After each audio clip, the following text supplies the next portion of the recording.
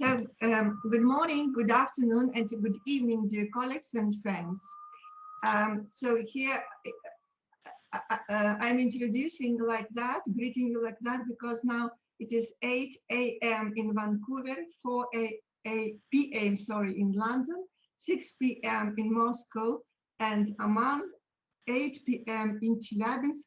These are just a few places where our today's participants are from. So my name is Lariной. I'm editor-in-chief of the Russian Journal of Linguistics, published in Moscow, and I'm happy to welcome you to our third seminar, Conversations with Readers and Authors. A few words about the project, first of all. So we have decided to organize a series of seminars to involve authors and readers in exchange of views on the topics of the articles published in our journal. And I think these meetings will help us to get to know each other better and make our academic communication somehow more personal. That would be great if you also switch on your camera so that we could see each other, at least while talking and asking questions. I also think this is a good opportunity for our students and young scholars to meet our authors who are well-known scholars and talk to them. Thank you very much to everybody for supporting this idea and joining us. I'm happy to tell you that we have about 100 registered participants. I do hope that they will join us soon. So the topic of today's seminar is emotionalization of media discourse. We are going to present our special issue on this topic, which was published last month, and discuss some of the articles. But first of all, let me introduce co-editors of this special issue. Franco Zappettini from Liverpool University. Hello, Franco, where are you? Hello, I'm here. Hello, everyone. See you. Good morning, good afternoon, good evening, good night. Can you switch on your camera? Okay, now it is on, isn't it? Hello, yes, now, only now I can. Yeah. Hello, Franco. Hello. Douglas Mark Ponton from Catania University. Douglas, where are you? So this is our joint project. Okay, sorry, no, you couldn't see me. No, hello, good evening. Thank you for coming, and I hope you enjoy the event. Hello, Douglas. Thank you very much. So Douglas is also a member of our editorial board. And today we have another member of our editorial board, Professor Olga Leontovich from Volgograd Social Pedagogical University. Please meet Olga. Where are you, Olga? Your mic is switched off. Yes, you switched off. So sorry. Okay. And also, please. Hello, everybody. I hope you can hear and see me. Okay. Hello, Olga. Thank you very much for joining us. Yeah. And please meet our assistants, Anastasia Brozinkova, our IT manager. And today she is our technical assistant. Yes. Hello, everyone. And thank you, Anastasia. And Angela Litvinova will help us with your questions. Yes. Good evening, everybody. Good morning, good day. Where are you, Angela? We can see I'm you. here. My camera is switched on, actually. Really? But I can't see you on the screen. Yes. I can see her, yes, on the screen. Okay, So, perfect. yes, as I have told you, Angela will be helping us with the questions, with organizing our conversations, because the most important, the main aim of our meeting is to have conversations. So please send your questions to the chat during the presentations of our authors, and we will invite you to ask your questions during the discussion. And please remember to indicate, while sending the question, to indicate your name and affiliation. The question can be sent either in English or Russian, and Angela will translate them. So in any case, I'm addressing our young scholars, students. You shouldn't worry about the language. We will be using English as lingua franca, and I'm sure that we will understand each other perfectly well. So we continue in this special issue, a few words about this particular project. We continue our discussion of the role of emotions in discourses, which was started by our journal in 2015. We had an issue edited by the Russian scholar working in the field of emotions, Svetlana Ionova, and then continued it in this idea in 2018 when we had a special issue on emotions in discourse edited by Spanish professor from UNED, Laura Alba Juez. This time, we decided to focus on emotionalization of media discourse. So we highlight the intensification of emotions in media and showcasing contributions from international authors, critically reflect on constructions, functions, and pragmatic purposes of emotions in media discourse. I'm happy to say that we have managed to involve in the project really great scholars working in the field of emotions. And we feel honored and privileged that some of them have accepted our invitation to participate in today's seminar. Please meet Barбара Данцигер, professor and distinguished university scholar in the Department of English Language and Literature at the University of British Columbia, Vancouver, Canada. Yeah, this is really a great privilege for us to have you, Barbara, on board. Well, thank you, but it's an honor for me to be here. Thank you for having me. Thank you very much. Professor of Intercultural Communication at the University of East Anglia in Norwich, United Kingdom, Andreas Muzolf. Hello. Yeah, Andreas, I can't see you. Have you switched on your camera? Go ahead. We're really proud to have Andreas, very famous author of political scholar in the field of political metaphor in our project. And also, I would like to say that we are also privileged to have Andreas in the board of our journal. My pleasure. Thank you very much for support. Here I can see you. Hello, Andreas. Yes, it's really great privilege for us to have such a distinguished scholar among us and to have you as a member of our editorial board. Also, we have two scholars from Chelyabinsk, Ольга Солопова, professor at the Department of Linguistics and Translation at the University of Linguistics and International Communication of South Ural State University from Chelyabinsk. So there it is 8 p.m. already. Olga, are you with us? Olga, your microphone is switched off.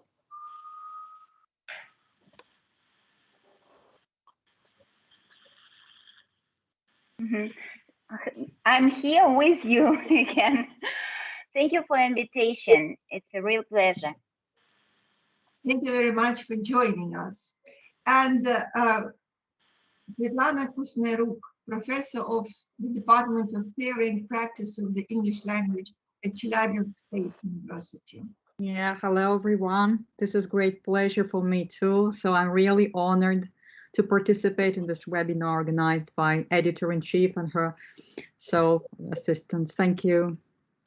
Thank you very much. Thank you for joining this meeting, for accepting our invitation. I do hope we are going to have an interesting discussion. So the aim of our special issue is to investigate emotions in the media from semiotic, pragmatic, and discursive perspectives against the contemporary socio-political background in which traditional notions concerning the role of media are being noticeably changed.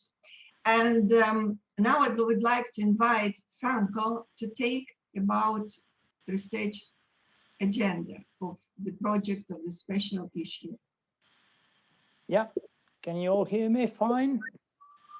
Yes, yes, Excellent. yes. Okay, right. So I was asked to keep it brief and to the point because I tend to digress. So So feel free to rein me back in if you need to. So what I'm going to cover is as Tatiana said, is this mini research agenda that we put forward. Because when we are looking at discourse in the media, I think there's quite a few points, a few areas that we need to pay attention to. And so what, for example, what we're claiming is that what we're seeing today is that traditional drivers of media discourse, which have always been entertainment, information, and also, if you like, commercial agendas, are really being transformed through new, let's call it digital affordances. So it's important that we look at how these now play out. And I think it's important that we look at these both from top-down and bottom-up levels. So the question is really, are there new opportunities and new challenges? Of course there are, but I mean, how do they play out in media discursive production and consumption? You know, so we need to look at these new logics of this of consumption and production. So, for example, I don't know, I'm thinking citizen journalism, which obviously has opened up the democratic debate, but also I'm thinking of companies like Facebook, you know, and which is not just a platform, but in fact they're kind of gatekeepers of information. Also, we need to take into account how now private and public spheres of communication have really become increasingly blurred. Okay, because when I tweet my emotions out, you know, to the audience, effectively I can reach, you know, 1 billion people. So, you know, this is something that we need to look into. Also, we need to think of how emotions are being mobilized by the media for political agendas. And here, of course, this is not a new issue.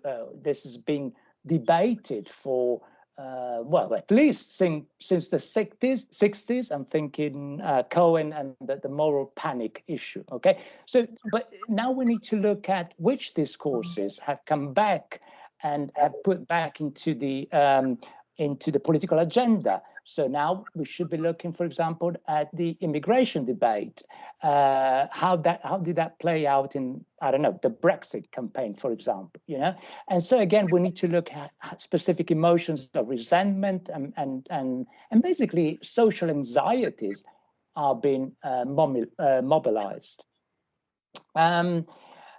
I'd like to emphasize that it's also important to look at not only how discourses are produced, but also how they are received from audiences. Because normally, as researchers, and I'm obviously one of them, we tend to look at media production, and we tend to assume, you know, a media effect on audiences. And I'm not saying, obviously, that this is not the case, but clearly, this media effect is not as simple as, you know, cause effect. So this is much more dynamic, and that requires, obviously, investigation. We also need to look, and by the way, this is all clearly pointed out in our editorial article. So the other issue that we raised is that of the boundaries of media discourse. Because what we're claiming here is now we're seeing this shift from logos to pathos. So from reasoning to the affective realm. I'm thinking again, Trump, Boris Johnson. You know, it has become almost, you know, acceptable that we now live in this post-truth world, and that fake news, you know, to most people don't really matter. But I think it's still important that we look at how media cover certain news, and because ultimately, and again, I go back to the case of Brexit because that's what I've been looking into, but I'm sure that can apply to other spheres as well. You know, it's ultimately, it's about the gut instinct that people have and how their emotions are mobilized first, even before they become a rational debate in the public sphere. And I would also like to emphasize that this debate around the discursive shift in itself has become a meta debate, in a sense that now the language of the media and regulations around the language of the media have become a rather emotional debate. On the one hand, we have still the question of verbal hygiene, political correctness, and so some kind of prescriptivism around language. And on the other hand, we have the issue of freedom of expression. So again, this huge topic we're not going to be able to cover in a few minutes, but that's another issue that we need to look at. And finally, what we pointed out in our mini research agenda is that we obviously need to look at how media discourses are realized semiotically. And of course, as linguists, we're well placed to do that and to look at pragmatic implications of such discourses. But also in a change, let's call it landscape, we need to look at not only, for example, at grammatical, lexical resources, but also at how any discourse, any rhetorical device, whether it's a metaphor or a simile or whatever, how they are actually realized multimodally. Because, these days you got images, audio and written parts. So it's really the combination of these different modalities that we need to take into account, and also from a anemic perspective. So as researcher, we need to have that cultural understanding that allows us to make inferences and to make interpretation about particular discourses. I think I've covered pretty much what I wanted to cover, and I think I'll hand it back over to Tatiana, if that's okay with you, or Douglas, because I think Douglas, do you want to talk about some of our contributors and some conclusions? No, I think no, you don't. Okay. I don't know. Oh, yes, thank you. You agree that we should get on? We should maybe, Tatiana, you say. Thank you very much, Franco, for this introduction. Yeah. So I think you got our readers interested in our introductory article. Yes, and you highlight the main points and the main fields of research. Now I'm really happy to invite Barbara Danцигер to present her paper. And after we have discussed all the articles, we will have the time for discussion. Tatiana, can I just say something? Can I? There may be people, while they're listening, if they think of a question, would it be a good idea for them to upload it into the chat and we can collect the questions for the discussion later? Yes, that would be great. Please, we'll just want to encourage you to send your questions during the presentation of our authors.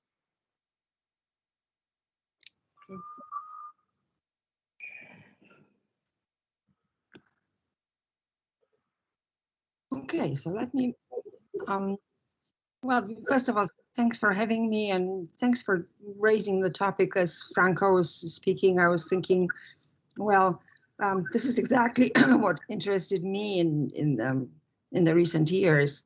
And of course, when Franco mentioned Trump and his linguistic behavior, that started lots of us on this side of the Atlantic thinking about emotions in the media.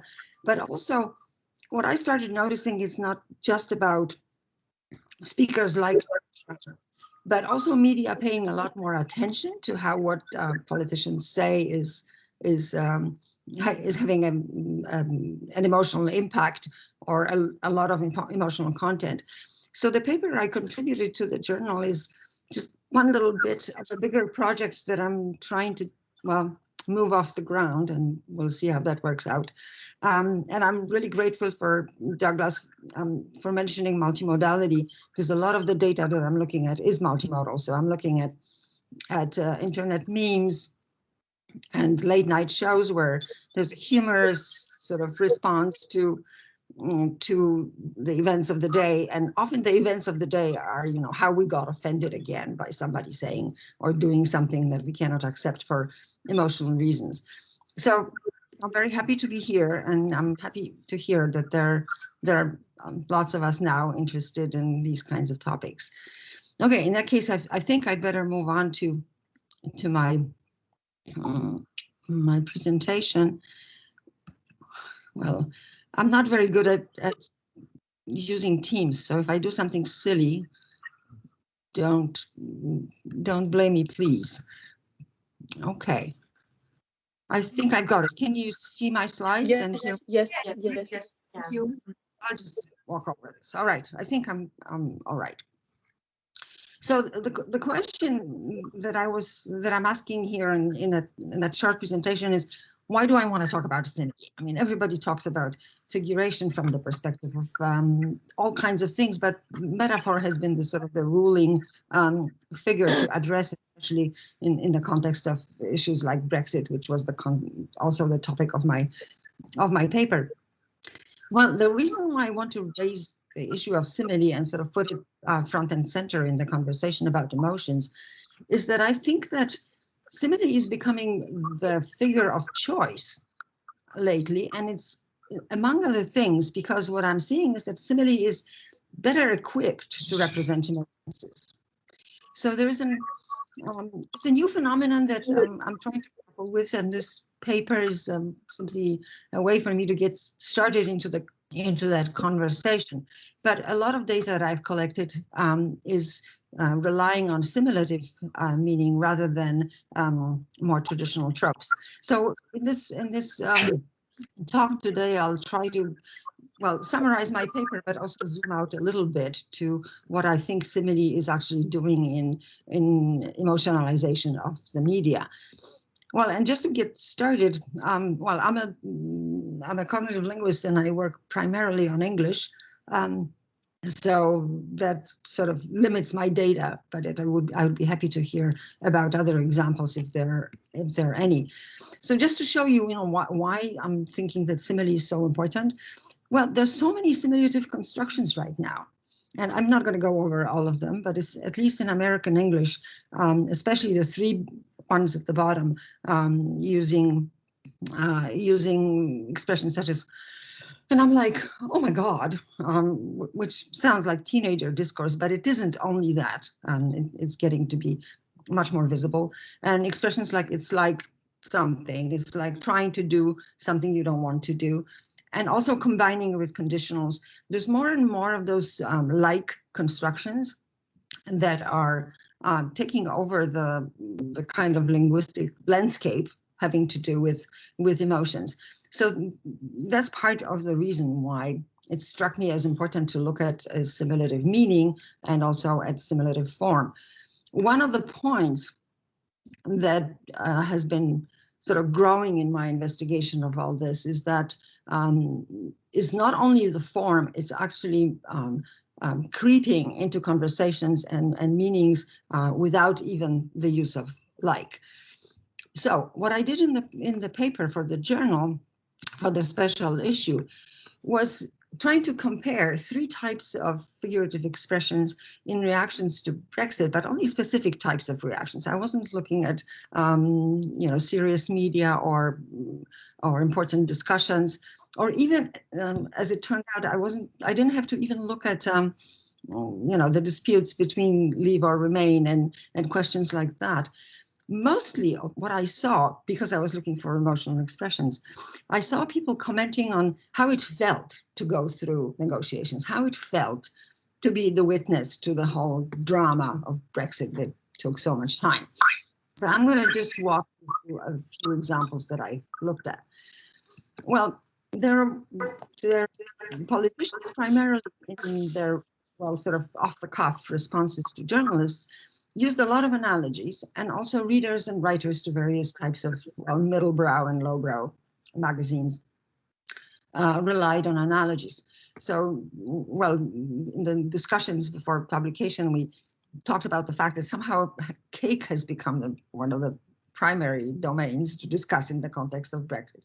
Well, we know why, but somebody was trying to describe, for example, that why is Brexit such a difficult thing to do? Because it means taking the eggs out of the cake. I don't have to explain why this seems like not a very realistic proposition.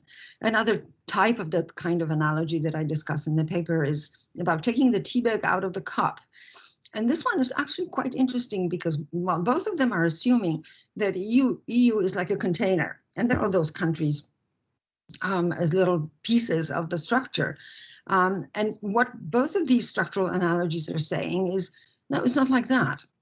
EU is a structure, so if you try to take one piece out, you're seriously risking the whole structure behaving differently. And it's not so easy because there are all kinds of connections, and the structure has become, well, much more cohesive in the process.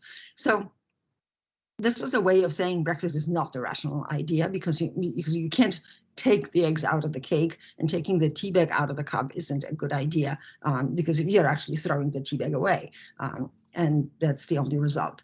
So these kinds of analogies were very common, referring to very specific areas of experience and targeting, well, rational perception of why Brexit is such a contentious idea. Well, it still is, I'm afraid. Another type, which is very predictable, was comparison. So politicians, and emerging out of negotiation rooms, were among other things saying things like, if I were to compare Great Britain to a sphinx, the sphinx would be an open book by comparison. Well, this is getting closer to what I'm seeing is a common phenomenon in the emotionalization of the media: exaggeration. Finding an example that is very much exaggerated, but it makes it very clear why you're objecting to the idea that is being put forward. So it's like setting up a scale of, well, communicative openness, starting from people and institutions that discuss things openly, all the way to the Sphinx that speaks in riddles or doesn't speak at all. And then you say, this is the scale that you think ends at the Sphinx. But in fact, when you're talking to Great Britain, they're even less informative than the Sphinx. That seems to be an exaggeration of comparison, seems to be a phenomenon that is accompanying a lot of the emotionalization phenomena. Moving forward, looking at which we expect would have the word like in them, there are two constructional types. One where the simile itself is supposed to be evocative enough. So that's what happens in the first example, where what the speaker is saying, something like, we don't want to find that this, at the first tap, it falls apart like a chocolate orange. Okay, we know what kind of sweet it is, and indeed it falls apart when you open the box. It needs to be coming through like a cricket ball. Well, I'm not much of a cricket follower, but I can get the idea of what sending a ball might mean as something powerful and having an immediate effect. Other similes, so-called broad scope similes, require more of an elaboration. So when someone says Brexit is like consent, just because you said yes 3 years ago doesn't mean you can't change your mind. Well, without that follow-up sentence, the simile itself isn't very clear. Okay, but these are still, well, predictable similes, let's put it that way. So they do address aspects of our experience of what it has meant for people to face the idea of Brexit.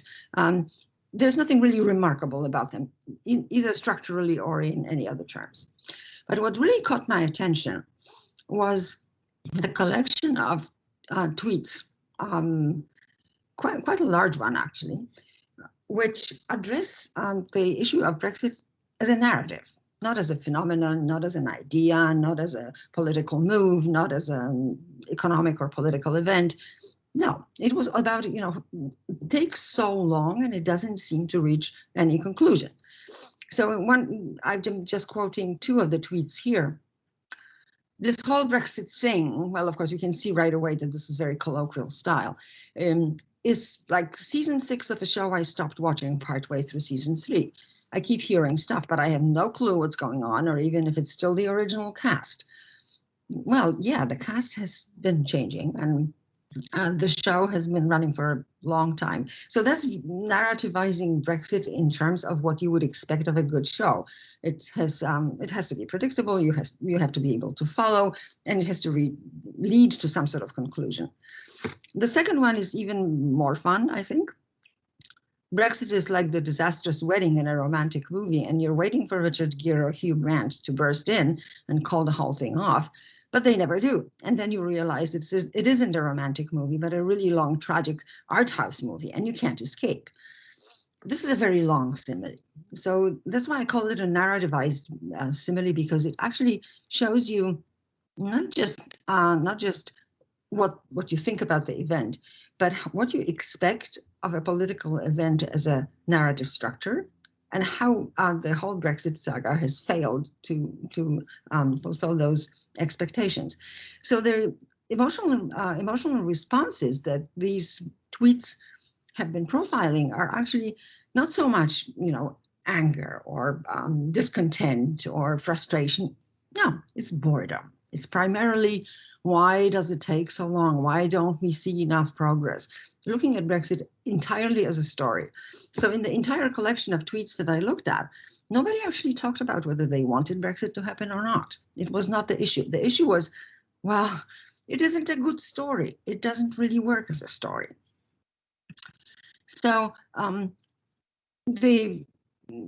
what they expected was that the reader would be, or the observer would be taken to some sort of closure. And what the tweets are saying is that the Brexit story didn't seem to lead to that. So the responses were entirely emotional rather than political, economic, or international aspects of Brexit. And the emotions expressed were things like boredom, disappointment, fatigue, bemusement about, how can you be so incompetent about doing such a thing? But at the same time, as a linguist, I couldn't fail noticing that these similes don't behave like similes do normally, because they have to tell the story as well. So it's not just what we normally see, that X is like, well, some sort of noun phrase is used here. It's the whole story. And the whole story is being, in a sense, reproduced in the tweet, with all kinds of coordinating constructions in extending it. So there are conjunctions such as and but, and then, but then, and there's even a when, which I find not typical for an expression of simile. So I quoted that last tweet for you to see what I mean by someone using when. Brexit is like when that one friend slaps their knees and loudly proclaims, right, I'm away. But then they just carry on sitting there. So like when isn't your typical simile. I was trying to look at various examples of simulative constructions, especially through the corpus called Now, which is a corpus of, journalistic discourse. And it's sort of up to the, it's very current, so you can actually see very recent stories. And I haven't seen an example like that. So there is something happening to the whole idea of how simile is used structurally, because it's needed to make more elaborate statements of how you respond emotionally to various kinds of events.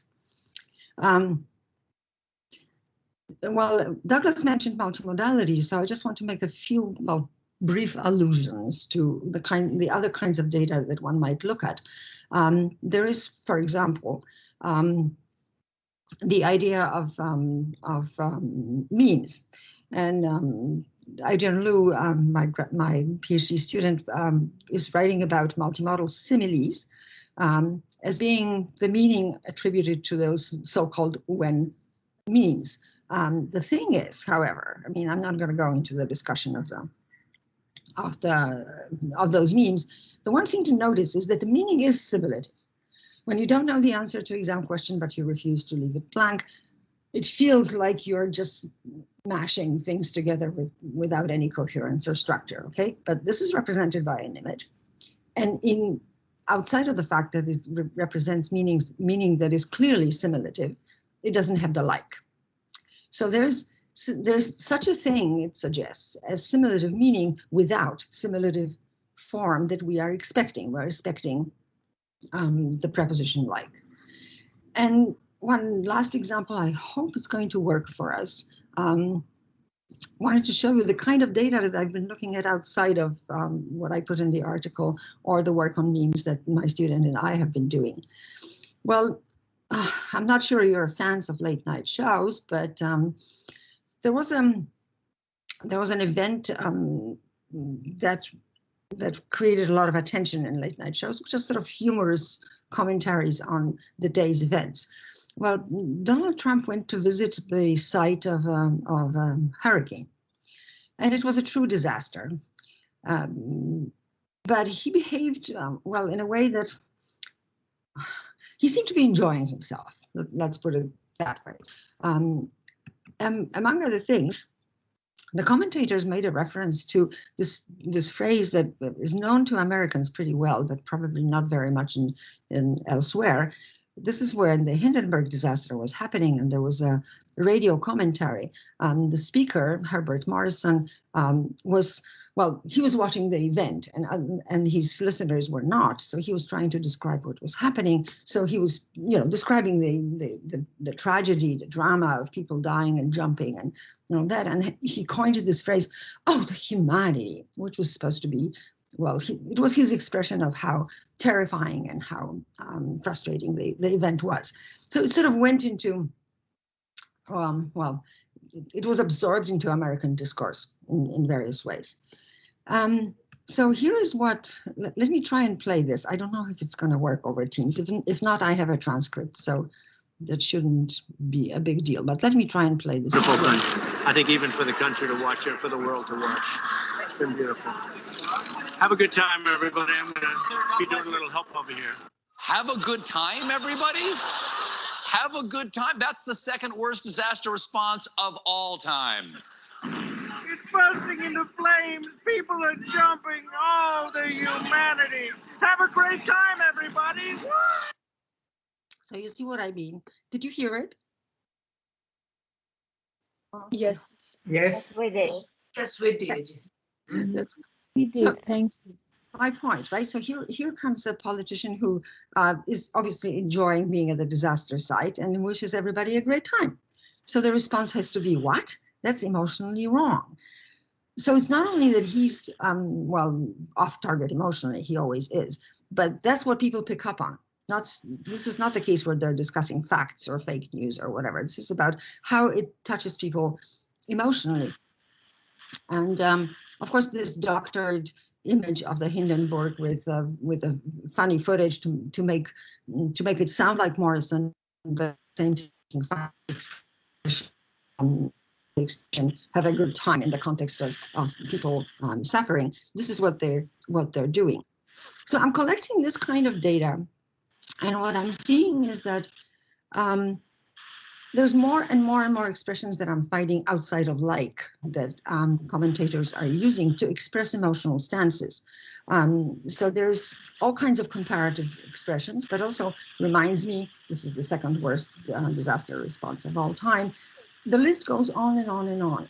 So not only am I learning quite a bit about, how important it seems to be for political commentary to address emotional issues and how this is being done, but also I'm learning quite a lot about how linguistic expressions are being, sort of put in the service of the emotionalization process.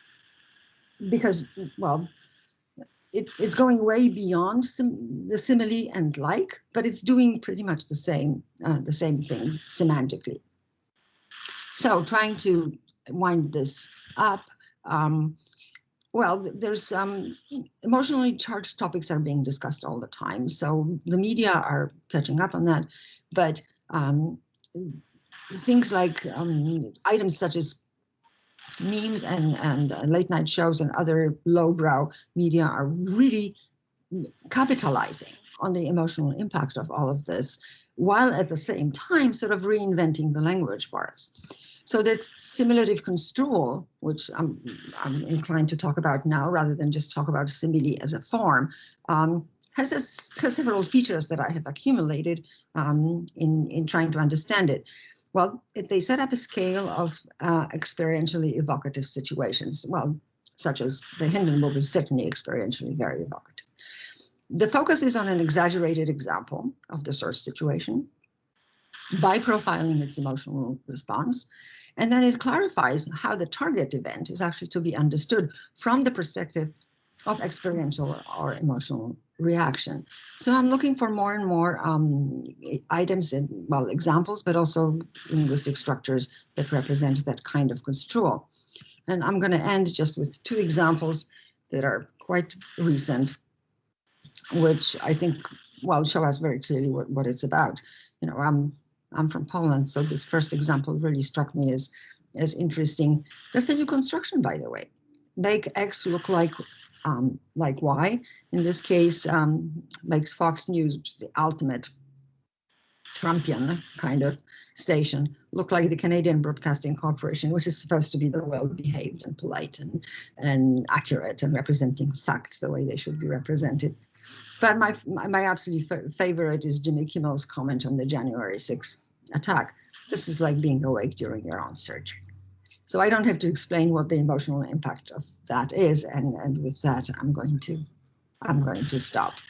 Thank you very much for listening. I hope I haven't gone over the allotted time too much. Thank you very much, Barbara. Actually, you have, but it was really very interesting. And yes, your article is going to have a lot of readers. There is no doubt. Actually, the topic of Brexit is really very relevant, as in this particular special issue we have 3 articles, about Brexit. And Andreas, whom now I would like to invite with his presentation, is also going to talk about Brexit, which confirms, that this topic worries people and is really relevant and emotional. You're welcome, Andreas. Please. Okay. Can you hear me? Yes, we can. Yes. Okay. And I can try and share if I manage to. It's Bob, I have to close the presentation probably. We have to.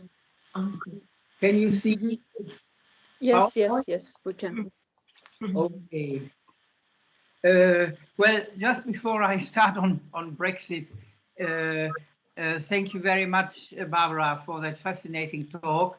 And as a little input, further input, you may know that in Germany there's recently been a general election, and the candidate of the Conservatives had one disastrous moment in his campaign when he produced an inappropriate emotional reaction to the flooding catastrophe.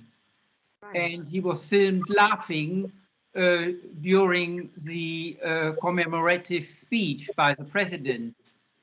And this emotional slip of mind, or what you want to call it, also in the German media immediately generated this kind of meta discourse, focusing on the emotion aspect. And people went out of their way saying, oh, we don't even suspect him of being callous or anything. But nevertheless, this emotional reaction was so bad, and they mocked him and persiflage. They didn't invoke the Hindenburg disaster, but similar comparisons. So I think you have hit on a very potent topic there internationally. I am, as it were, following up Barbara's talk also by focusing on Brexit, and indeed one of the most famous Brexit metaphors, or what you want to call it. It also took the form of a simile. One of the versions was our policy is having our cake and eating it. We are pro-seco, but by no means anti-pasto, which became one of the most voted phrases of the Brexit referendum year 2016. And what I'm presenting briefly today is the focus on the emotional aspect of this. I had initially looked at it from a more formal point of view, if you like, namely all the different versions of this particular proverb used by Boris Johnson, because he invokes implicitly the very traditional proverb, you can't have your cake and eat it, or you cannot have your cake and eat it. That's the canonical version. And he reversed it into an assertion, yes, we can have our cake and eat it. We can do the impossible. So there is also an inbuilt hyperbole in it, because, of course, strictly speaking, one can't have the cake and eat it in the sense of eating up the cake and keeping it, because that's the archaic meaning of the have in this phrase. So what I then wanted to look at, how do proverb, metaphor, hyperbole work together in ratcheting up the emotional status of the debate, or the emotional register, if you like, because, as we know, the Brexit debate was highly emotional. In the first place, I want to put this in the context of what I here call pro-Brexit hyperbole. So in the campaign phase before the referendum and immediately after the referendum, the hyperbole and superlatives just kept coming. So and they were used by the pro-Brexit camp.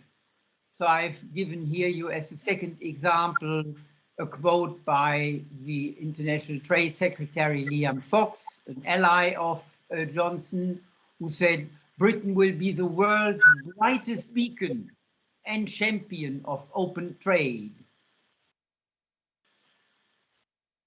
Another Johnson ally, the Brexit Secretary David Davis, said the negotiating cards are incredibly stacked in our way. So we can only win. There is no other possibility. Then interestingly, over the course of 2017, the pro-Brexit discourse became so dominant that even the Labour Party, the opposition, went on record saying, we want to have our cake and eat it, as do most parties in Westminster. So they again used Johnson's hyperbole to say we want to have a piece of that cake as well, as it were. Then in the further course of the debate, when Johnson became sidelined from the negotiations for a while under Theresa May's government, he then switched from the pro-Brexit hyperbole to very heavy anti-Theresa May and anti-EU hyperbole. And I've given here two examples. So Brexit is a surrender, or in other cases, a total defeat. We are raising the white flag. These were variations on the same theme. And in 2019, you can see the kind of extended, worked on metaphor that he really likes to wallow in. The People's Day of Jubilation has been hijacked by spineless spirits or pirates. This was meant to be the week of Brexit, and what happened instead? In one of the most protoplasmic displays of invertebracy, spinelessness, since the Precambrian epoch, this government has decided not to fulfill the mandate of the people. So again, you have not just the invocation of counterfactual metaphorical scenarios, but you have hyperbole fed into it to the point where it almost breaks down. Then when Johnson got closer to power himself, he then switched his hyperbole to boost or bolster his own image and that of Brexit, and hold it out as a wonderful prospect. So in spring 2019, he tries to keep up the hope for the wonderful moment where it will be simile as though the lights have come on at a raucous party, or a turbulent sea has withdrawn to expose the creatures of the shore. And later on, he went full fantasy and says, we'll break free of the EU like the Incredible Hulk. The madder Hulk gets, the stronger Hulk gets. So he really portrays himself, one could say almost shamelessly, as this fantasy monster that will win through in the end. So when we put these hyperbolic features together, a few points are listed here. A, the creative use of metaphors and proverbs. I mean, creative, perhaps not in a poetic sense, but insofar as it plays with the canonical version. Then a massive use of positive superlatives, a massive use of negative superlatives, and fantasy jargon. And what I've tried to interpret this as is a verbal performance of extreme emotions by Johnson mainly and some of his followers. And this verbal performance, especially when sustained, as I try to show, over not just a few weeks or months, but the best part of several years,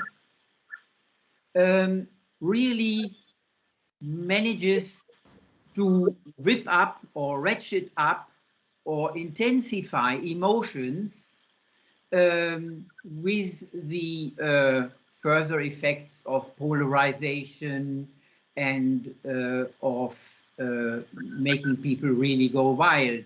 And as you may know, the Brexit campaign actually had casualties and violent clashes. So they were quite successful in the emotionalization, in the sense of increasing emotions. In terms of enthusiasm pro-Brexit, at least for the people who were convinced about it, perhaps not the spectators, some of whom Barbara showed were quite bored with it, but the pro-Brexit supporters were really also getting stronger and stronger and stronger in expressing their massive endorsement or jubilation about Brexit, increasing anger on the side of also vis-à-vis the EU, vis-à-vis May, and vis-à-vis Brexit opponents. So this generated, to some extent, I would say, the violence aspects, polarization in the sense of a complete negation of compromise. Whatever the result was, you either claim it's a total defeat or a total victory, an apocalypse, or a getting the cake and eating it all together and keeping it for further, a degree of linguistic creativity, or at least elaboration, with extending and punning on metaphors, with a certain entertainment value, which is quite important in the British political culture, a certain shame or recklessness. I mean, after all, you have a politician who is now Prime Minister who describes himself as the Incredible Hulk. I don't know if even Trump has ever done anything like that. I wouldn't put it past him, but I'm not aware of it. And on the other hand, stigmatizing insults against the opponents. And the last point, also relating a little bit to what Barbara already said, the narrative dimension, but in the particular case of this campaign rhetoric, the narrative becomes a prediction or a prophecy.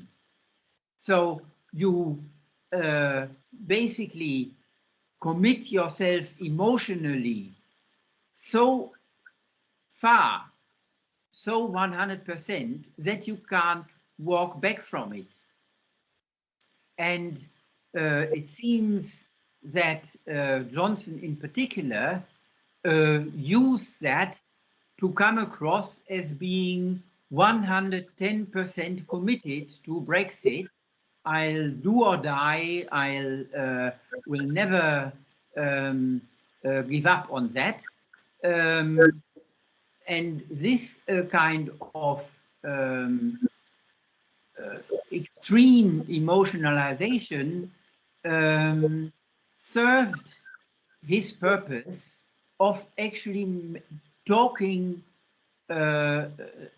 himself into the winner position, because people took this seriously. Obviously, there were critics, like in The Guardian or so, who tried to portray him as a weather vane or so, but he has so far managed to pass himself off as emotionally, maybe not truthful in an informative sense, but emotionally truthful. And this kind of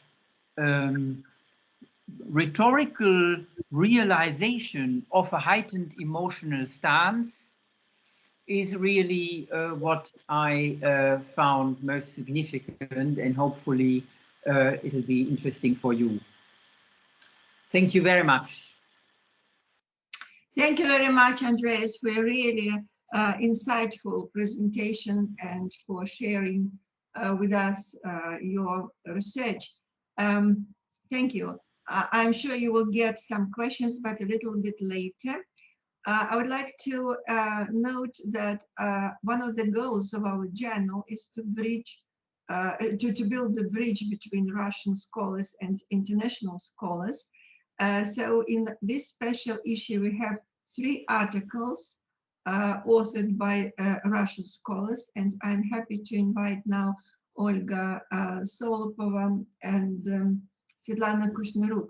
Actually, the Russian authors, while they are sharing the presentation, I would like to say a few words that the Russian scholars focused mostly on the changes of the functions of media and of the role of emotions in the formation, in shaping of the public opinion. And now I think that presentation is ready. Svetlana.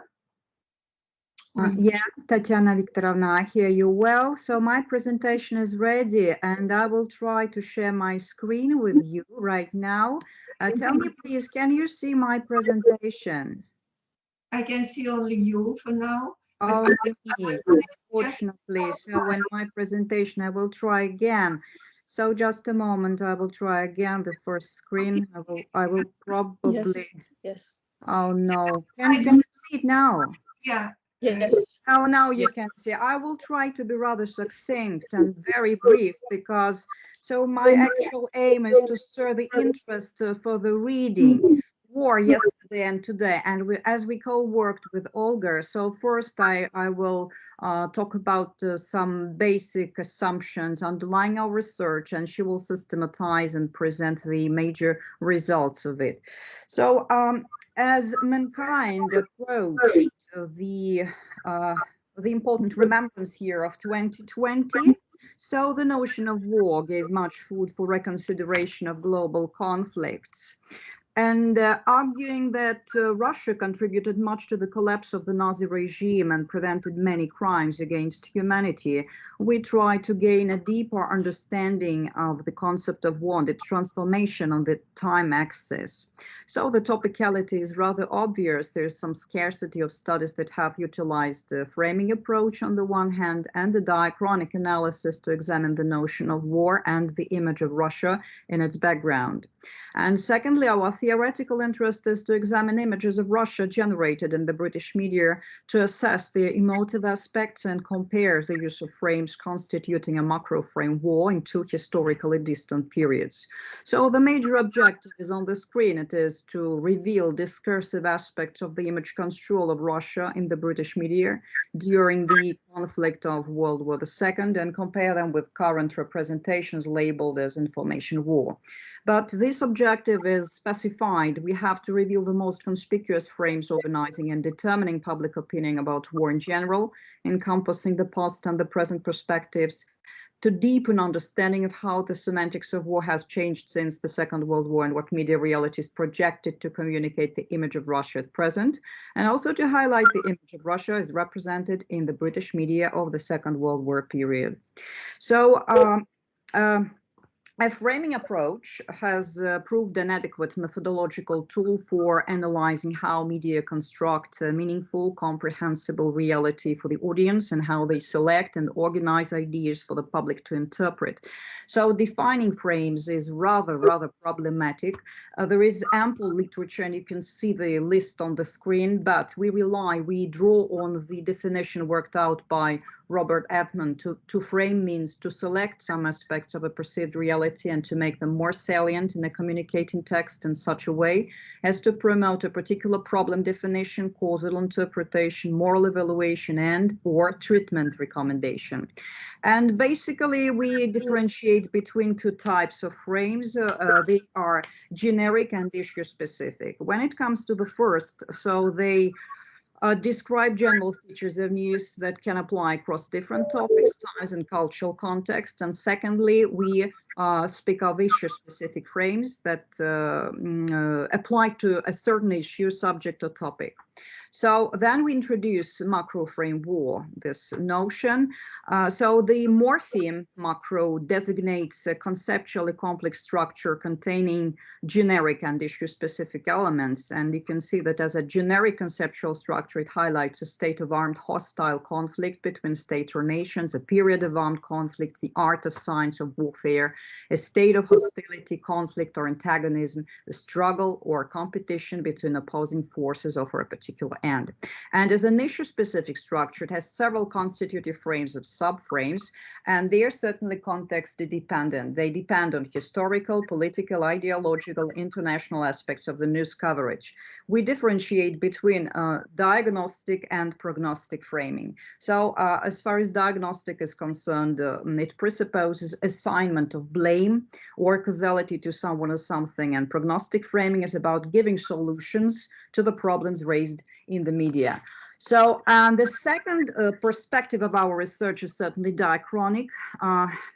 So there is a growing body of literature recognizing the importance of this dimension. And in Russia, the past decades have seen the rapid development of new areas of diachronic research, and you can see the list on the screen. So then let us pass over to material and methods, and that's where I give the floor to my co-author, Olga. She will be more specific about this, and she will present the results, the major results of the research. Thank you.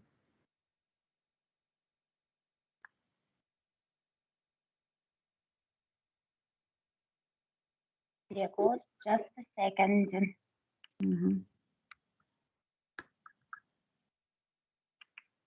Olga, are you ready? Yes, I'm trying to download my presentation. Can you see the presentation? Not yet.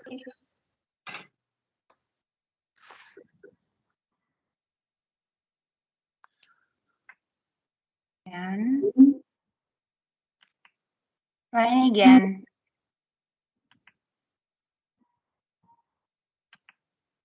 Can you see the presentation now? Yes, all right. Yes. Okay, great. Thank you. Because on Monday I had great problems. Okay. I'd like to say a few words about the data, findings, and application of our research. Why did we focus on the British media? The direction of Anglo-Russian relations through ages was one of animosity to alliance and back to animosity. This fact seemed relevant for studying images of Russia in the war period and in the contemporary world when the bilateral relations are at their most strained point since the end of the Cold War. The years of the war were narrowed to the period of 1942-1945. The time span was chosen to analyze whether the alliance of the two countries in the war affected the perception of Russia in the British media. The context from the current media were retrieved from news on the web. The source of the material for the retrospective data is a digital archive from the British Library's collection.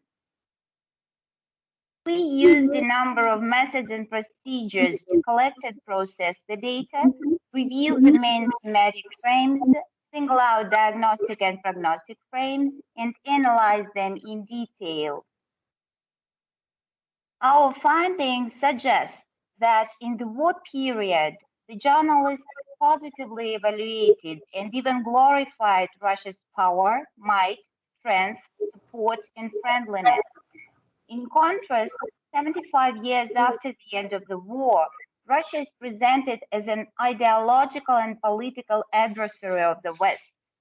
The systematic emphasis on Russia as war initiator and participant discloses a negative evaluation of the country and produces a highly emotional impact on the reader.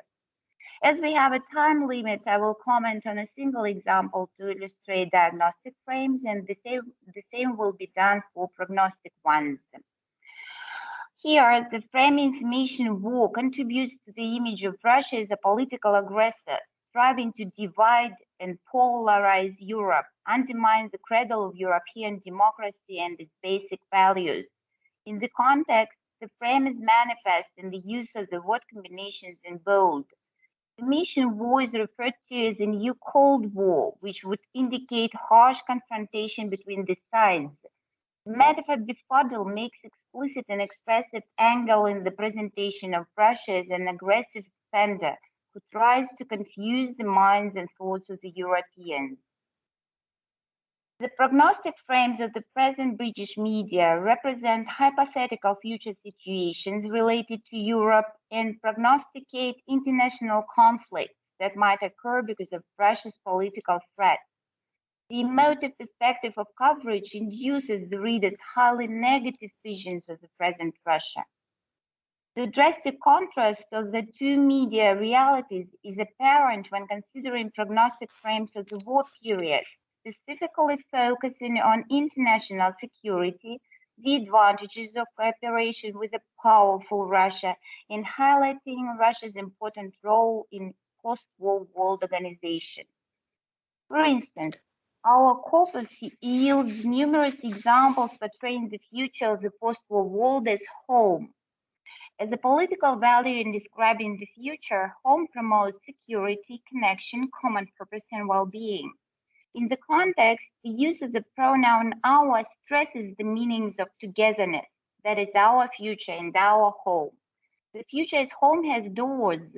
The noun doors used in the plural number shows that the future is multi-version. It is many variants to unfold. The key to these doors is Russia. Pay attention that the noun key is used with a definite article in its specifying function and the post-modifying restricted attributive clause. They serve to single out Russia as a unique country that has abilities, resources, and strengths to win the war. More examples can be found if you read our paper in Russian Journal of Linguistics. In general, the findings support the idea that Russia's image in the British media is determined by the geopolitical situation, Great Britain's priorities and objectives, and the bilateral relations of the day. This paper, in fact, is a part of a larger project that has several practical applications. Just a couple of words about them. First, we have almost finished building a digital library, the Ural region in the Great Patriotic War, and this library contains a collection of textual documents, photos, and maps of 5 media discourses of the period: Soviet, British, French, Spanish, and Italian. Besides, we prepared the material for 5 exhibitions held physically and online. And we hope that the findings of our paper and the project will help, at least in a way, to solve the so-called Russia's international image problem and show what the contemporaries of the war felt and thought and how they evaluated our country and the events they participated in. Not to be accused, yeah? Yes, we only see the first slide. If you quit the slideshow, we can see the other one. Oh. Yes. So you haven't seen my presentation. Yes, yes, only the first one, because you switched on the slideshow and it's another window and we can only see your presentation like the first one. Something is wrong because I'm not working on my computer. That's my husband's computer and I'm not used to working with it. Sorry. Yes, now right now it's okay. Yes, if you do that. Tell everything again. So you haven't seen my examples? Yes, unfortunately. I'm sorry. Why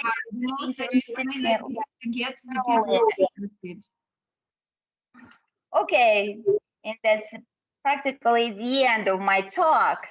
That's the last slide that I wanted to show you. Not to be accused of being a bit biased, it would be a good idea to work with international scholars when studying the image of our country. It would probably help not only to preserve the truths that we cannot afford to forget, but also to find out some new truths and new ideas. Thank you. That's it. Olga. Yes, you shouldn't worry about the slide problem because the main no, it's okay. We can see the slides now running. The main idea of our meeting is to get the people interested in the articles, yes, which they can read. They are all open access. Your research is really very interesting, and the paper in general correlates a lot with the paper in the same issue which I co-authored on threat and fear, pragmatic purposes of emotionalization in media, which shows that with a lot of illustrations, which it shows that the appeal to emotions, through the appeal of emotions, media shapes negative public opinion of Russia, which is really very, very upsetting. And actually, your paper and the paper which I co-authored, they support the idea of what Douglas said, sorry, what Franco emphasized, one of our findings, yeah? It confirms the switch, yeah, from logos to pathos. Okay, thank you very much.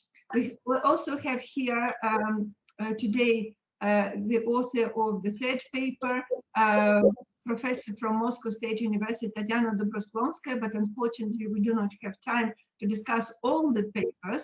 I would like just to encourage you to read our journal and to read all the papers which we have. And now I would like to look to start the question, to give the opportunity to our audience to ask their questions. And in my list, I have already got some questions from Olga Leontovich, who is here with us and who can ask the questions herself. Please, Olga, go ahead. Okay, thank you very much. I would like to ask a couple of questions. I would like to address a couple of questions to Franco Zappettini, who started today's presentations. So, Franco, you quote Cohen, who writes about moral panic in media discourse. What do you think are the ways to create a balance between logos and pathos in the coverage of emotional issues, such as immigration, vaccination, and so on? Is it possible to create such a balance? Yes, of course, it is possible, but there's a question of willingness and depends. I mean, if you're looking at discourses created by the media, I would say it really depends on the media's agendas, because, you know, at least talking about the British media, we know that, for example, a big section of the press, for example, and especially tabloids, and which I looked into, their discourse has been clearly and overtly, for example, in support of Brexit. But not only that, but they clearly mobilized this fear, this moral panic about immigration. And by the way, this is not something that happened overnight or during the Brexit campaign. I've done a research, a diachronic study looking at historical coverage of the EU-UK relationships in the British media, and that goes back, you can go back as far as you want, but even 20 years ago, if you look at what happened in the last 20 years, pardon me, there has been this escalation. Titles like the Daily Express or the Daily Mail have run overt crusades, campaigns against the EU, and to instill this idea that the UK has been bossed, vexed by the EU in many respects, and starting from the very trivial, like Brussels, because then becomes the metonymy, Brussels, the metonymy for the EU. Brussels wants to rule us. They want to impose the metric system on Britain. They want to impose the light bulbs on Britain. They want to ban our, kettles or something like that. So this has been a mediatic campaign that has been going on for a long time. So again, it's to do with the political agenda. So the way the moral panic fits into this, we can see that towards the run-up in the run-up of the Brexit referendum, there's really this idea of mass migration coming into Britain, and the topos is we've had open borders, and this is especially UKIP and Farage. For those of you who are not familiar with this is a right-wing party whose main objective was really to get Britain out of the EU. So this is UKIP, which stands for UK Independence Party.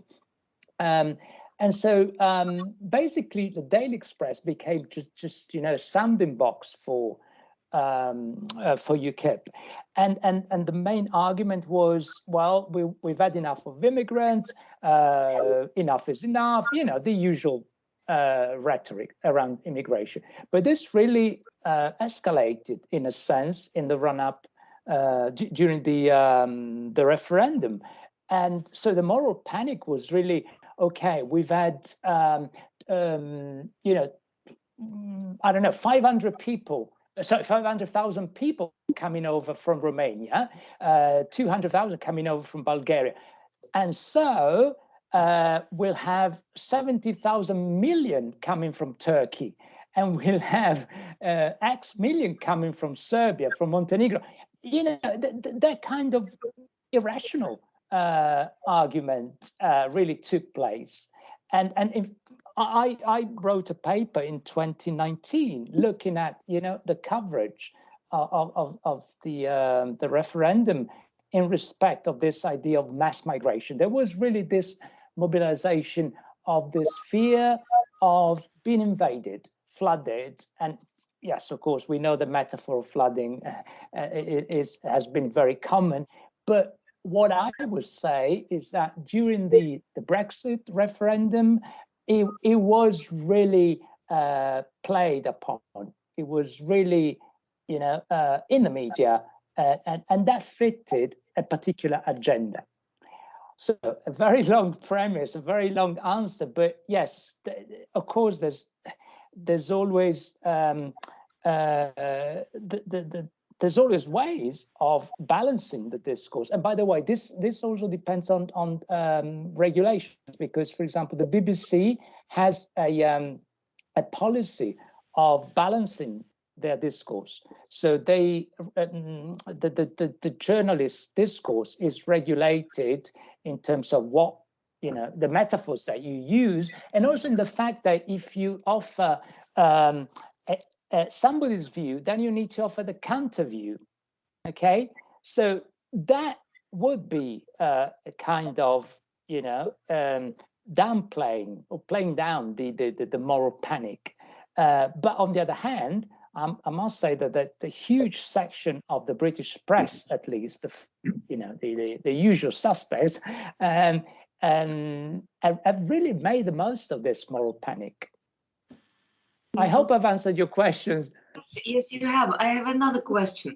Okay. So you made a very interesting point that during the Brexit campaign, those who voted to leave were primarily based on emotions, their arguments, whereas those who voted to remain more, I don't know, more cold facts. That's what you said.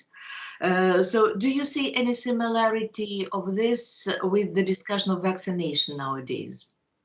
Because this is a very painful, topic for Russia. This is an interesting one.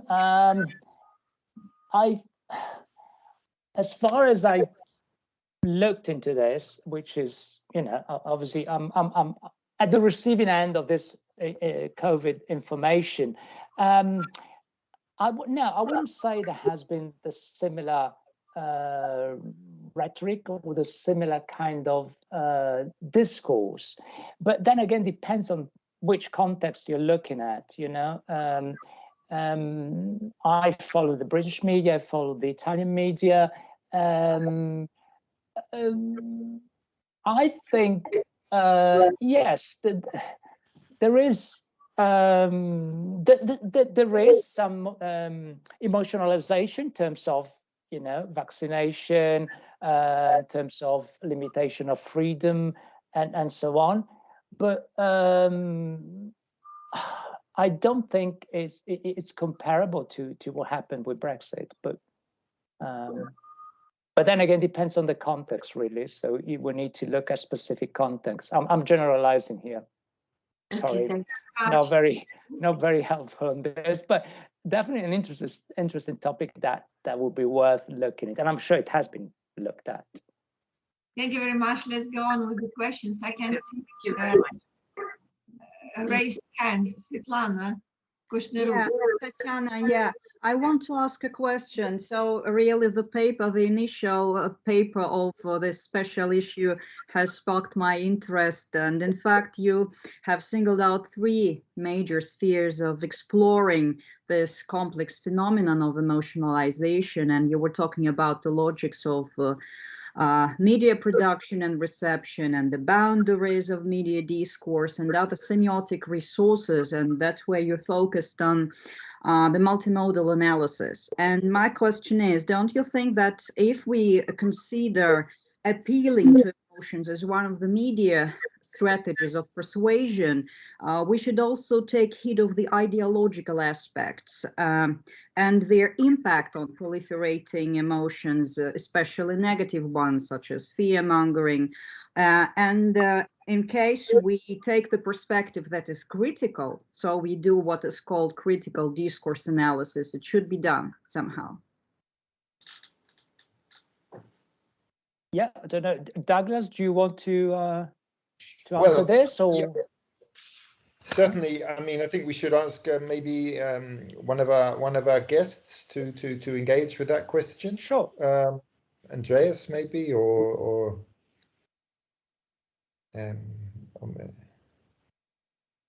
Barbara. Barbara, are you with us still? Yes, Barbara is here.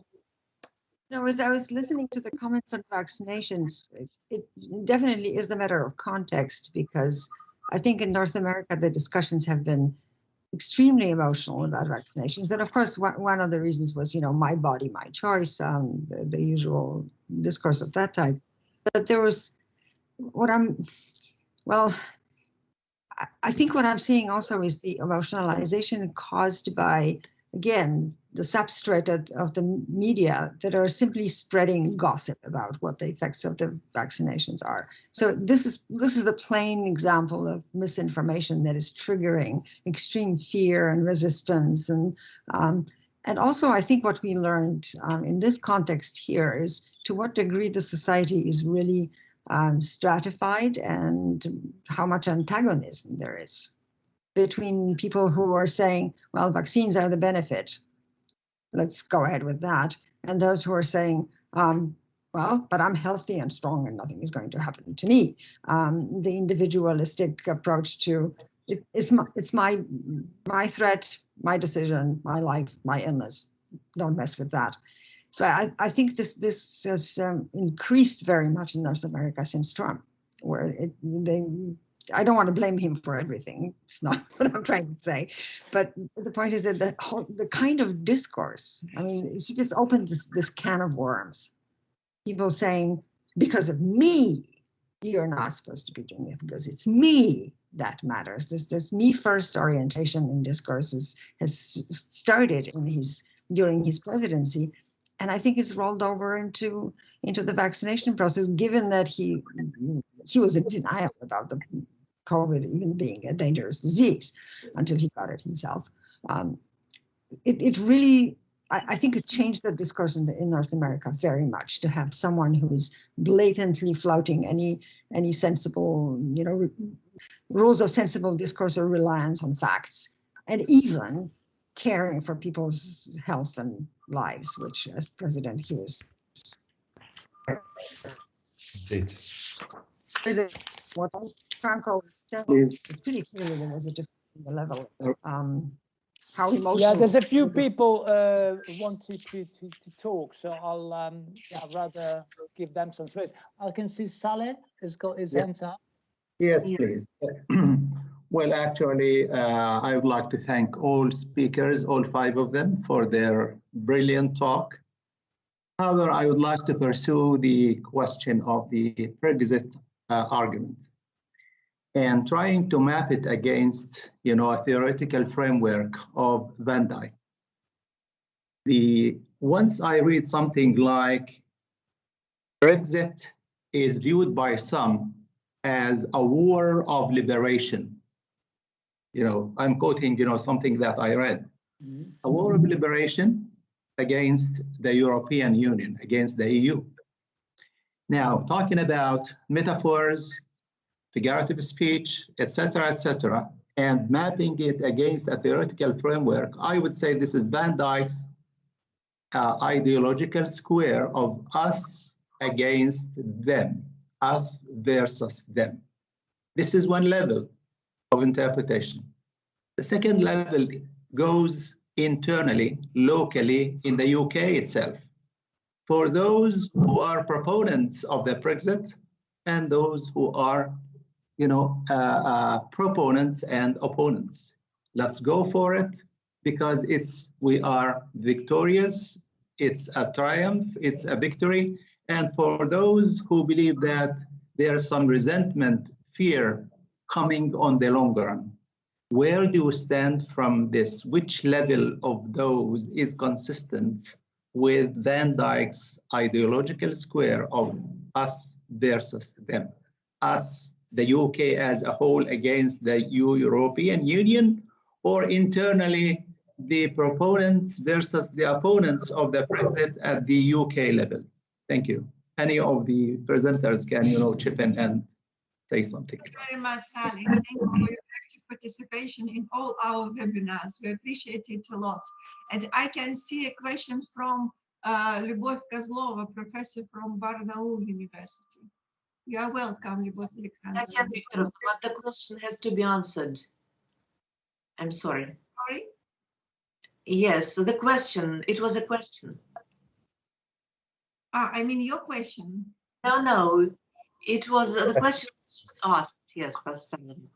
I think Tatiana, she means Saleh's question needs to be answered by each of them. Alexandrovna raised her hand. No? No, the question has not been answered yet.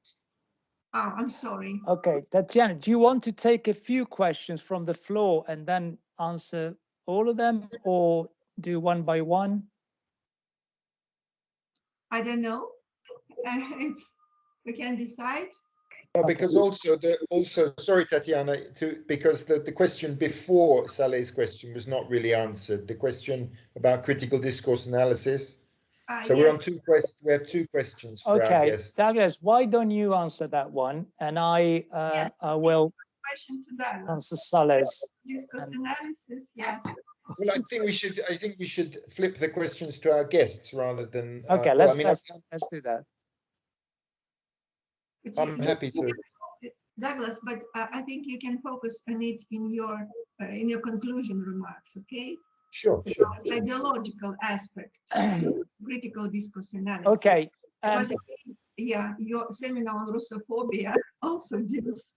Can I come in and answer Saleh's question, but also by bringing in Andreas, for example, because I can see a lot of overlapping here. So absolutely, the ideological, absolutely, it's always there. We need to take that into account.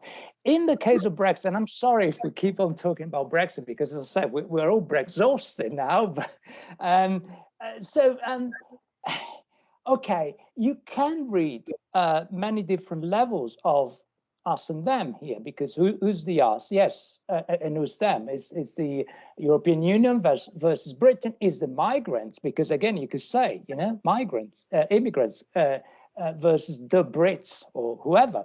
But also, I'm wondering if, and this is my take anyway.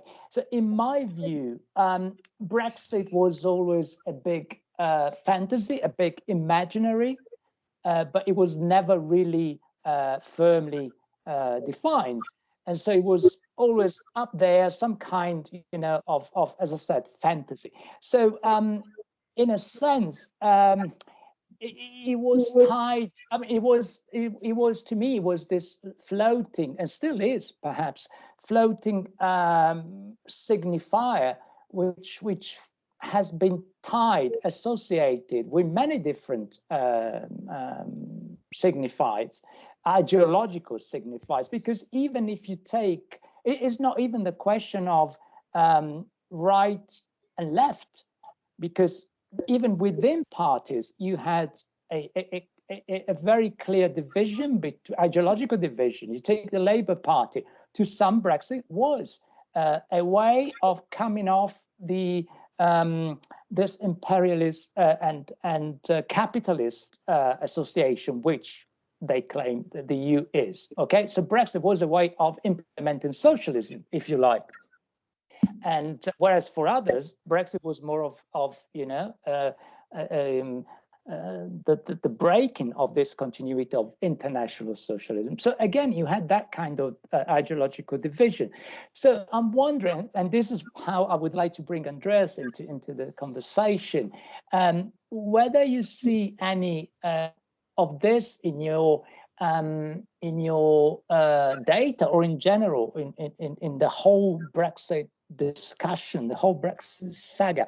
So this idea that almost a necessity of, you know, keeping on using hyperbole and making it, you know, interesting to the public, to audiences, not only for, how to say, for commercial reasons, right, to sell papers ultimately, and but also because of this lack of meaning. I mean, what is Brexit? And so it was the question of filling in the signifier Brexit with many different ideological meanings. And also, on top of that, to what extent do you see Boris Johnson's personal style, discursive style, fitting into this? Because again, we're looking at somebody who's been, you know, in the public knowledge for being very, how to say, you know, very unusual with his, very creative about his language. I hope it makes sense. Sure. Yeah, if I may sort of try to bring it perhaps a little bit back to the focus on emotionalization. I mean, we can of course discuss about CDA and Van Dijk's general models, but what I've found interesting, and what I also found fascinating in Barbara's talk, was that the emotional aspect, never mind what Brexit really means also, but that the emotional aspect becomes the focus of the debate.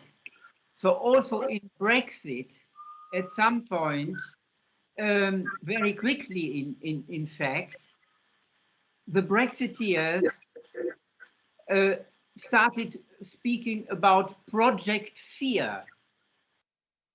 I mean, that also relates to Saleh's question to some extent. The us versus them really very quickly turned into the sort of hand-to-hand combat almost with the British opponents of Brexit, and they were stigmatized for allegedly creating the emotionalization. They were accused. I mean, we can of course from say, well, the factual arguments were on the side of the anti-Brexiteers, but in the debate, the anti-Brexiteers were accused of starting Project Fear against the wonderful project of Brexit.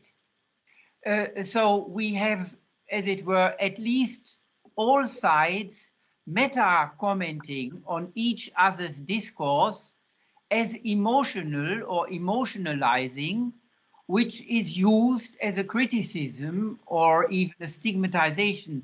I'm rational, you are emotional. I mean, with overtones of sexist discourse, etc., all complete with it. I mean, there was Boris Johnson at one point making fun of a female Labour politician, and this has quite a tradition in British politics. And the point is really that the emotional state is seen as a metonymy, if you like, of identity, which is the other big dimension here, and which is why people now talk about identity politics and identity wars. So I signal my position not by taking a particular stance on a particular content, but I almost, well, at least extrovertly, if not exhibitionally, indicate my emotional stance on it. And that is seen as the authentic political identification of my side, and then legitimation to be extremely hostile to the other.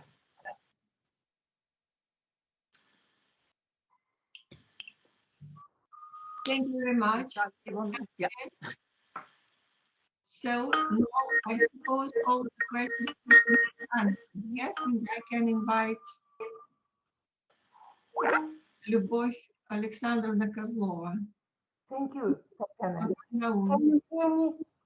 Yes, please. I would like to thank all the speakers, all the guests, but my questions are addressed again to Andrew Muzolf. And they are very closely related to what we have been discussing. The first question is, we know that the Anglo culture has always been famous for such cultural value as cool reason that goes back to the ideas of John Locke. Cool reason and precisions, that means freedom from emotionals, is something that the British have always been famous for and proud of. I can understand the emotionalization, say, of Italian, because it agrees very well with Italian national character. Don't you think that this degree of emotionalization did a very bad favor? Because you said yourself that the opinion was very much based on emotions. Don't you think that the cool reason was with those people who voted perhaps against breakfast? And my other question is, I especially like your idea, and Andreas, about the further expansion of this proverb and further expansion of its pragmatic effect, taking into consideration that if we judge by the events which follow the breakfast, the problem with working hands or the dispute of fishing in the English Channel and some such, can we predict the further pragmatic extension of the same proverb, which will say that actually the proverb is very right. We can't eat your cake and have it. Did I make my meaning clear? Yeah, I mean, with regard to the truth of the proverb is that actually we can never eat your cake and have it. We have to choose either eating or having, but not together. Yeah, proverbs. Yeah, thank you. Proverbs do express a common sense, commonplace wisdom, and that is usually characteristic of so we can associate that with rationality, if you like. The Johnsonian version of it was to some extent a joke. And he's been making this joke. He likes to repeat his jokes. and he's on record of having used that proverb version quite a few years before Brexit came along. And he likes to sort of shock and astonish people and so on with his sayings in a way perhaps comparable to Trump's tweeting creativity. And that gives him one thing we shouldn't forget: both Trump and Johnson are to a large extent media people. Trump had this TV series, which was a great success commercially. Boris Johnson was a journalist,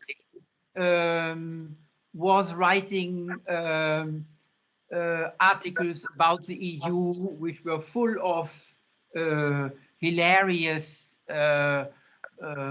misinterpretations of the EU, and the readership of the Daily Telegraph enjoyed that kind of nasty jokes about the EU inventing straight bananas and all that. Franco also mentioned some of the wilder inventions. And these people, therefore, have a certain media success.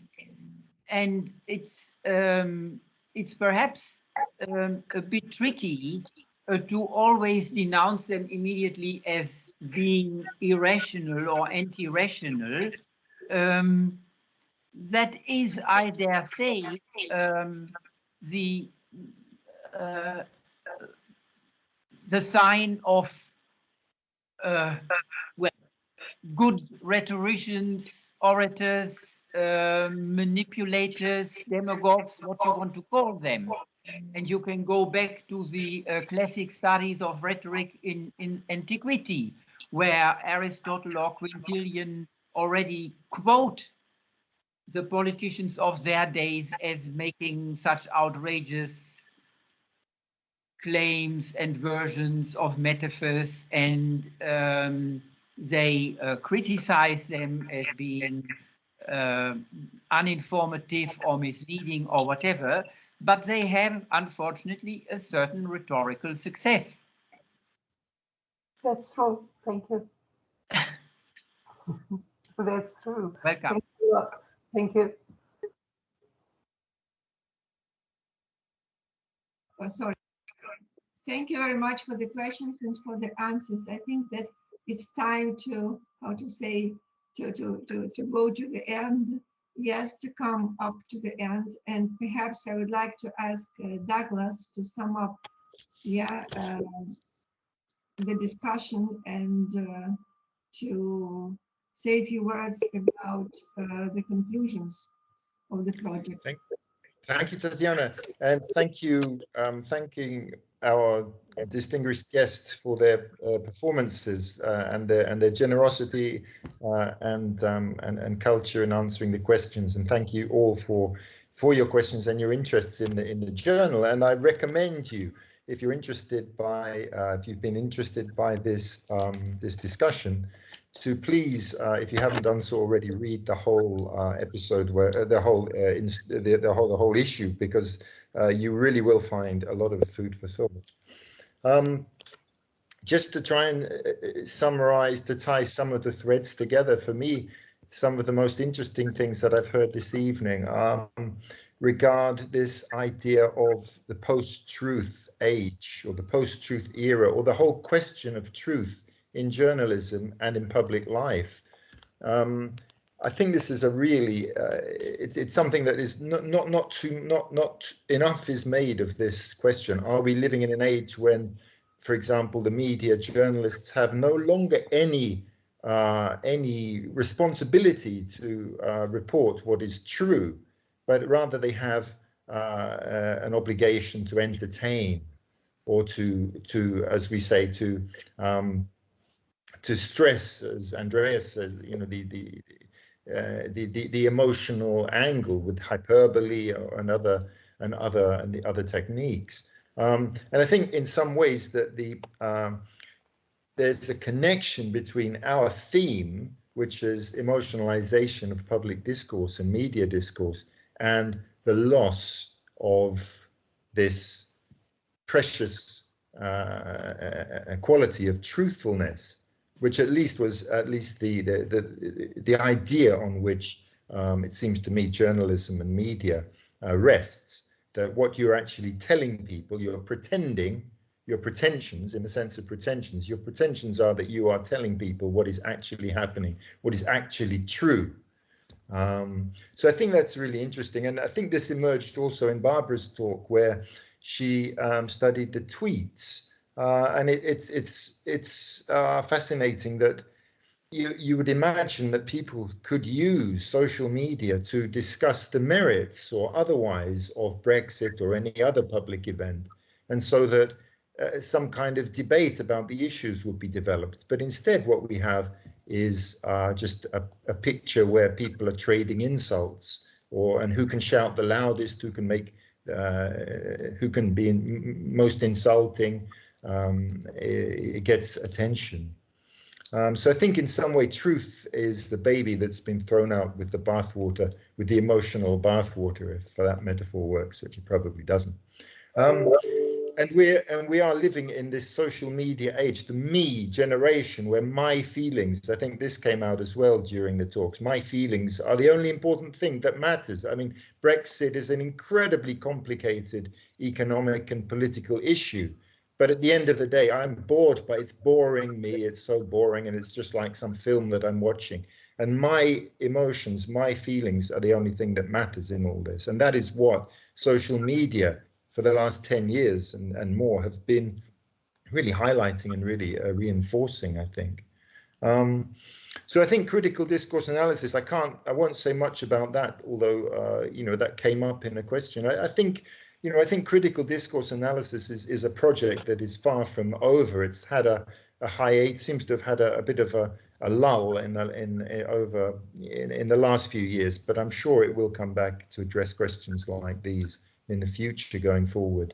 I was sorry that our Russian guests had problems with their presentation, because to me that was one of the really interesting aspects, and there are 3 papers, not just one, on representing Russia and this whole emotional or emotive reaction to Russia. But it was absolutely fascinating to me, this diachronic study that brings forth data that comes from the Second World War period that paints Russia in a completely different light. Russia is this heroic, brave, friendly, patriotic, wonderful ally, just because she happens to be allied with Britain in the war against the Nazis, against the common enemy. And then now, 70 years later, when the geopolitical situation changes, that we have this rhetoric about Russia, which is completely different on an emotional level. And I thought this was a very well made case, and it emerges also in the other papers on Russia that were submitted. So yeah, raising of the emotional temperature. I think social media, multimodality, the use of other resources, which when we look at multimodal resources that we find in memes, and we have 2 papers on memes, the emotive component in memes, you find that, well, for example, the emoji is absolutely a different form of communication, and all we're interested there is in expressing our emotions, our emotional response to what we're reading. And so I think we need, multimodality is an emerging, and well, emerging, it's emerged, but it needs to evolve, I think, before it can really create a vocabulary, an analytical vocabulary to deal with this kind of question. So that would be my brief summary, and I'd like to thank all of you for your interest in Russian Journal, and hope to see you again in another meeting. we love our work, and we love to share. We love to have these meetings where readers and writers can interact, and hopefully we'll be seeing the fruits of this kind of collaboration in the future with other projects that are collaborative. So I'll thank you once again and hand back to Tatiana for final salute, I guess. Thank you very much, yes, for your words. I would also like to say that on behalf of our editors, yeah, that we are most grateful to our distinguished authors, Andreas Muzolf, Barbara Danцигер, and Olga Solopova, and Sветлана Кушнерук for accepting our invitation. We are very grateful for their time, which we spent together. Thank you very much for all the participants of the discussion.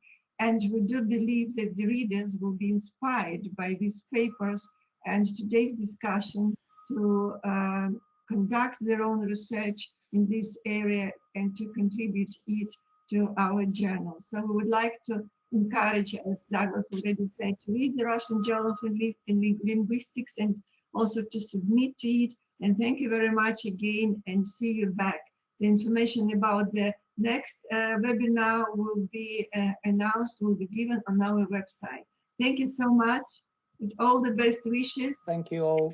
Yeah, Thank you. and well. Thank you. Bye-bye. Thank you. Thank you. Thank you. Thank you.